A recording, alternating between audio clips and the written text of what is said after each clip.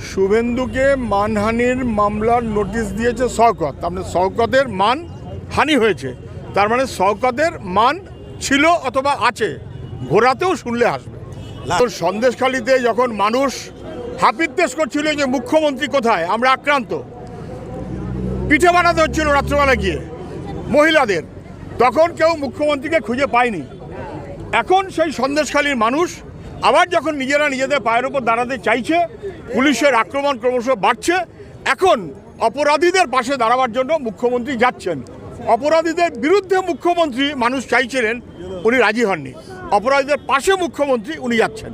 জাল বারাসাত এবং কদম্বগাছি পঞ্চায়েত থেকে প্রচুর জাল বার্থ সার্টিফিকেট বেরিয়েছে। সেই বার্থ সার্টিফিকেট ইস্যু করে বাংলাদেশের নাগরিকরা ভারতীয় পাসপোর্ট তৈরি করেছে এবং বারাসাত মিউনিসিপ্যালিটিতেও এই একইভাবে সার্টিফিকেট ইস্যু করেছে। কি বলবেন? যেমন বারাসাত মিউনিসিপ্যালিটি জাল সার্টিফিকেট দিয়েছে, কদম্বগাছি কি বারাসাত কি আরও কোনো জায়গা কারা কারা জাল সার্টিফিকেট দিয়েছে। আসলে জাল সার্টিফিকেট দেওয়ার একটা চক্র পশ্চিমবাংলায় কাজ করছে, জাল কাস্ট সার্টিফিকেট দেওয়ার একটা চক্র পশ্চিমবাংলায় কাজ করছে, এবং মুখ্যমন্ত্রী ওই দুয়ারে সরকার নাকি একটা করে এই জাল সার্টিফিকেটের একটা ব্যবস্থাপনা পশ্চিমবাংলায় করে দিয়েছেন, এবং সেই কারণে তার সুযোগে অনেক এরকম অবৈধ সার্টিফিকেট বিভিন্ন জায়গায় ঘুরে ফিরে বেড়াচ্ছে। পশ্চিমবাংলা গোটা ভারতবর্ষ এসব ক্ষেত্রে মাথায় আছে, আর তৃণমূল তার দায়িত্বে আছে। বদল গত 18 দিনে দুটো তৃণমূলের কর্মী খুনের জেরে কি বদল? যদি তাই হয়, বহু এলাকায় এরকম বিরোধীরা আক্রান্ত হচ্ছে, পুলিশের বদল তো চোখে পড়ে না। তাহেরপুরের ওসি বদল হয় কেননা মিউনিসিপ্যালিটিতে সিপিএম যেতে, অতএব তৃণমূলের দুঃখ।